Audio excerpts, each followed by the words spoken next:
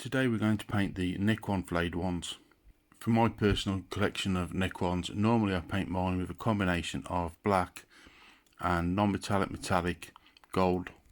But for these miniatures I've decided to leave the golden areas out and make it entirely black initially. And I've started off with a Corvus black. Next I've used Scaven Blight Dinge to show the areas where light's catching the armour.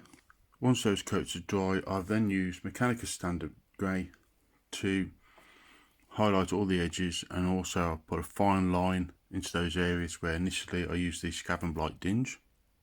Next I've started to apply the colour for the areas where you've got the pieces of flesh hanging off of the Necron, and I chose to have two different colours.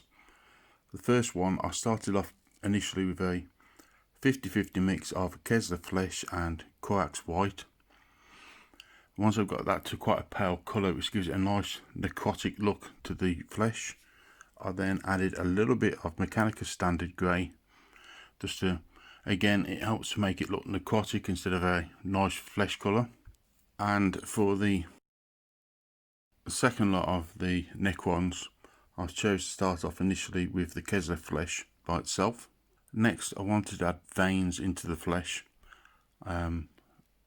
For the paler flesh where it's necrotic, I've used a combination of Lothern blue and Coax white, so it's quite pale.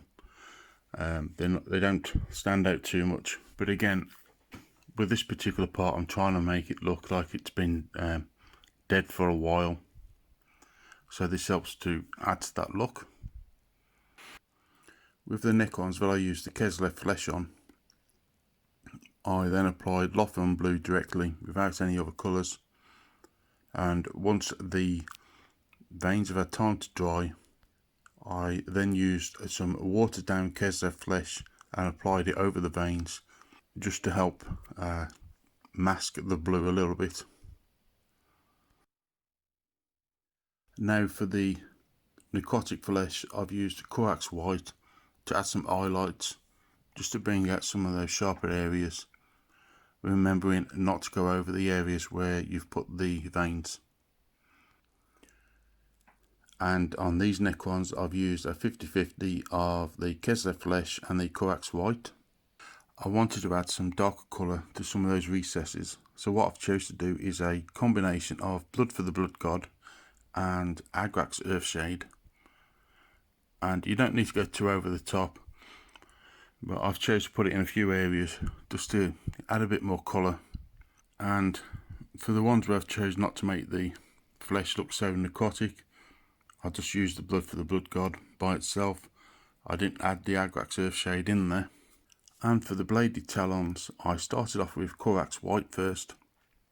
I then used Lothern blue, roughly 1 part the Lothern blue to 2 parts water, and covered the areas with the blades.